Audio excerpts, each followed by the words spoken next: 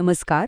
आज आपण एका अशा कराराबद्दल बोलणार आहोत जो 50 वर्षांपूर्वी सुरू झाला आणि आज संपूर्ण ग्रहासाठी महत्त्वाचा ठरला आहे. म्हणजे एका शहरात सुरू झालेली ही छोटीशी गोष्ट आज एवढी मोठी कशी झाली याचीच ही कहाणी आहे. पण मग प्रश्न असा पडतो की पाणथळ जागांसारख्या इतक्या महत्त्वाच्या नैसर्गिक परिसंस्था वाचवण्यासाठी अख्खं जग एकत्र येतं तरी कसं? याच प्रश्नाचं उत्तर आपल्याला या 50 वर्षांच्या प्रवासात सापडणार आहे. चला तर मग या गोष्टीत जरा खोलवर शिरूया. या जागतिक चळवळीची सुरुवात तशी खूप साधी होती, फक्त एका मीटिंगने.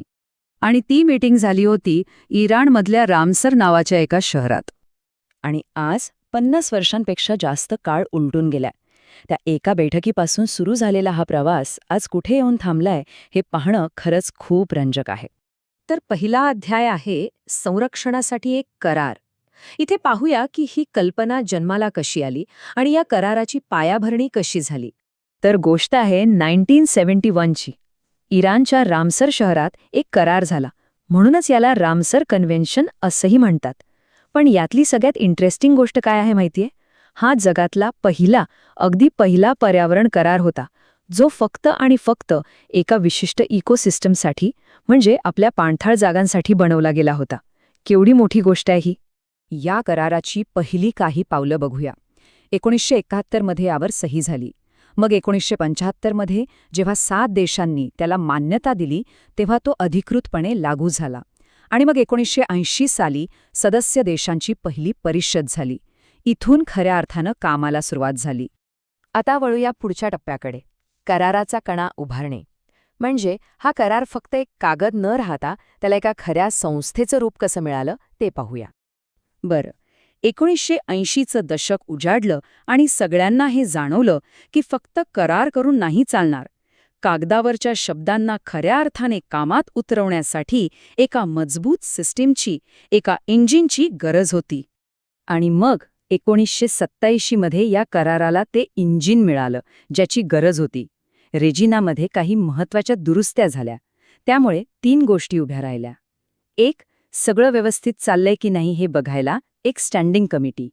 दुसरं, रोजचं काम सांभाळायला एक कायमस्वरूपी सचिवालय. आणि तिसरं, सर्वात महत्त्वाचं, कामासाठी पैसा कुठून येणार यासाठी एक बजेट सिस्टीम. म्हणजे या 3 गोष्टींमुळे या कराराला खऱ्या अर्थाने काम करायची ताकद मिळाली. आपला पुढचा टप्पा आहे स्मार्ट आणि धोरणात्मक होणे. म्हणजे 1990च्या दशकात या चळवळीला विज्ञानाची आणि एका ठोस प्लॅनिंगची जोड कशी मिळाली ते आता बघूया. तर कामाला अधिक धार आणण्यासाठी काही नवीन हत्यारं तयार करण्यात आली. 1990 मध्ये धोक्यात आलेल्या पाणथळ जागांवर लक्ष ठेवायला मॉन्ट्रो रेकॉर्ड सुरू झालं. मग 1993 मध्ये वैज्ञानिक सल्ला देण्यासाठी एक तज्ज्ञांची टीम बनवली.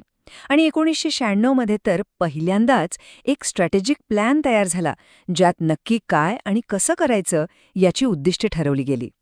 1999 सालापर्यंत या कराराच्या कामाला एक अगदी स्पष्ट दिशा मिळाली. त्याचं काम 3 मुख्य स्तंभांवर आधारलेलं असेल हे ठरलं. पहिलं, पाणथळ जागांचा शहाणपणानं वापर करणं. दुसरं, महत्त्वाच्या जागांचं थेट संरक्षण करणं. आणि तिसरं, हे सगळं करण्यासाठी आंतरराष्ट्रीय स्तरावर एकमेकांना मदत करणं. ही चौकट आजही या कराराचा मूळ आधार आहे. आता पुढचा टप्पा आहे दरवाजे उघडणे. या काळात या चळवळीने आणखी लोकांना आणि संस्थांना आपल्यासोबत कसं जोडून घेतलं हे पाहणं खूपच इंटरेस्टिंग आहे. या टाईमलाईनवरून या कराराचा दृष्टिकोन किती व्यापक होत गेला हे स्पष्ट दिसतं. बघा, 2002 मध्ये प्रादेशिक पातळीवर सहकार्य वाढलं. 2012 मध्ये स्थानिक लोकांच्या पारंपरिक ज्ञानाला महत्त्व दिलं गेलं. 2015 मध्ये पाणथळ जागा वाचवणाऱ्या शहरांना वेटलँड सिटी म्हणून ओळख मिळू लागली. आणि 2018 मध्ये तर लैंगिक समानतेलाही धोरणांमध्ये स्थान मिळालं. याचाच अर्थ काय? तर हे काम आता फक्त देशांच्या सरकारांपुरतं मर्यादित राहिलं नाही. यात आता शहरं, महानगरपालिका आणि अगदी स्थानिक लोकही सामील झाले. आणि यामुळे एक खूप मोठी आणि मजबूत आघाडी तयार झाली. आता आपण शेवटच्या आणि सगळ्यात महत्त्वाच्या टप्प्यात आलो आहोत, आजचे ध्येय. ही 50 वर्ष जुनी चळवळ आजच्या जगातल्या मोठ्या आव्हानांना तोंड कशी देत आहे, चला पाहूया. ही स्लाईड या कराराचा 50 वर्षांचा प्रवास एका नजरेत दाखवते. सुरुवातीला भर कशावर होता? तर जागांचं संरक्षण आणि पाणपक्ष्यांची घरटी वाचवणं. पण आज बघा, आज हा करार हवामान बदल, शाश्वत विकास, आपत्ती व्यवस्थापन आणि शांतता प्रस्थापित करण्यासारख्या कितीतरी मोठ्या आणि गुंतागुंतीच्या विषयांवर काम करतोय. केवढा मोठा बदल आहे हा! 21व्या शतकात काही खूप महत्वाच्या घोषणा झाल्या. 2005 मध्ये कंपाला इथे पहिल्यांदाच मंत्र्यांच्या पातळीवर राजकीय निवेदन दिलं गेलं. 2022च्या वुहान घोषणेने पाणथळ जागांना शाश्वत विकासाशी जोडलं. आणि आता 2025 मध्ये व्हिक्टोरिया फॉल्स इथे पाणथळ जागा पुनर्संचयित करण्याच्या कामाला आणि ते प्रत्यक्षात आणण्याला सर्वोच्च प्राधान्य देण्यात आलं आहे.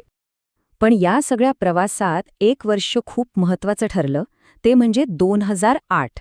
याच वर्षी या कराराने अधिकृतपणे हे मान्य केलं की हवामान बदलाचा सामना करण्यासाठी पाणथळ जागा खूप महत्वाच्या आहेत. खरं तर हा एक मोठा टर्निंग पॉइंट होता. तर एका शहरात सुरू झालेला हा प्रवास आज इथपर्यंत येऊन पोहोचलाय. आता पाणथळ जागांना पुन्हा जिवंत करणं हे मुख्य ध्येय आहे. पण विचार करायला लावणारा प्रश्न हा आहे की या 50 वर्षांच्या अनुभवानंतर आता जगातील पाणथळ जागांसाठी पुढचा अध्याय नेमका काय असेल?